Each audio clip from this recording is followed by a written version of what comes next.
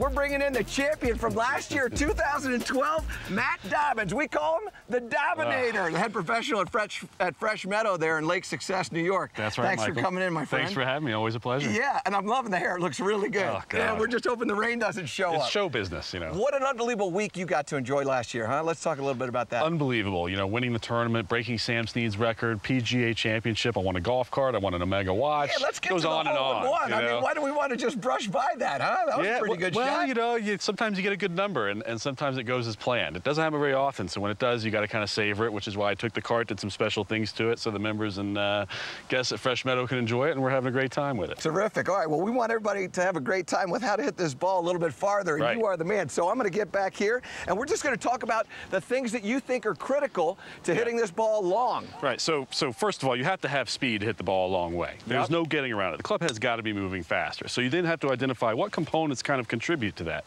And I think one of the big ones is, what I see with amateurs is their backswing is too slow. Right. And I think they get told to slow down a lot.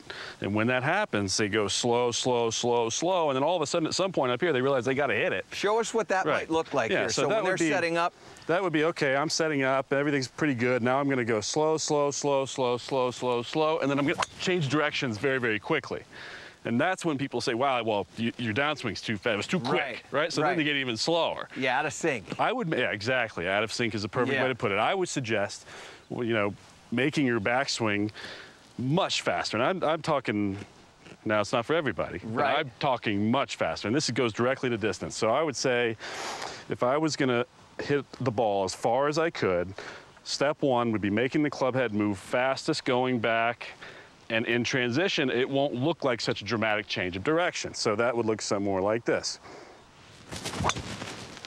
So what you're thinking is, and that, by the way, is really far. I mean, yeah. So what you're saying is that what you want to have happen is you want people to get a little bit of motion going on here so that when they transition, that the speeds are similar to the backswing and the downswing. That's correct, and I do happen to believe that, and I think it also helps with degrees of rotation. That's another contributing factor for distance. So this club head has some momentum, some speed going back. That could potentially allow you to turn your shoulders, get a bigger arm swing, bigger shoulder turn, bigger hip turn, which would go directly to my next tip, which would be, hey, you know, we're not all Tiger Woods. We don't all have perfect flexibility in body. So we got to do everything we can to help with that. So I suggest most of my players take both feet, fan them out, you know, 20, 25 degrees.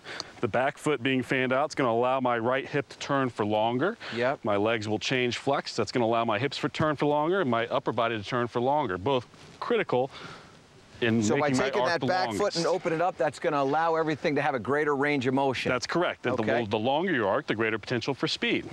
So again, ball forward, feet flared, fast backswing as long as you can. And it also looks like when you come through that shot, too, that your arms have some real extension through that hit. So many people are getting those arms in close to them. And that would go to the third kind of tip, extension, right? And you hit the nail on the head. Not just extension of the arms, which is critical. I'm talking extension of the legs, leveraging the ground, almost in a jumping fashion. And also extension of your spine, which is how you can get the club to ascend and sort of shallow your hit. Gotcha. So you're trying to feel long, your legs, your back, your arms, everything, and that makes that arc maybe a little bit wider as well. Exactly, and helps things move faster. Extensions is a function of that. Let's hit another one of those.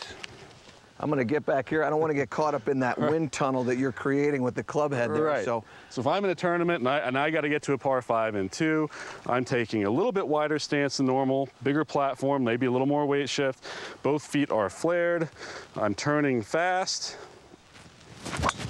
and extending through. Now talk a little bit about grip pressure, because a lot of people are going to think, well, if I'm going to move this faster, I got to hold this tighter. That's not the case, or is it? You look at a guy like Jason Duffner on tour, you know, swings it very fast, gets a lot out of his driver. I mean, his grip pressure is probably a 3 or 4 out of a 10, not to speak for him.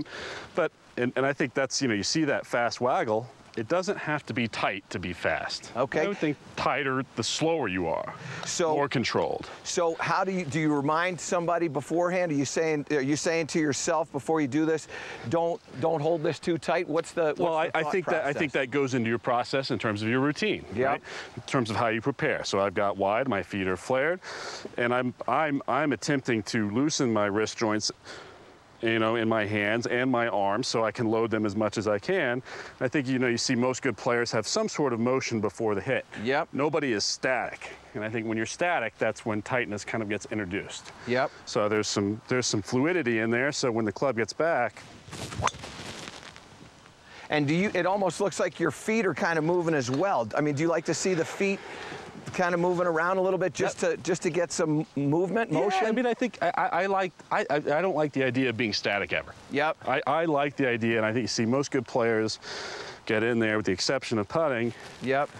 And there's some movement, and there's always some sort of a trigger, whether it's a press or sort of a waggle. There's always some sort of a trigger to kind of loosen things, to get things moving quick. The Dominator.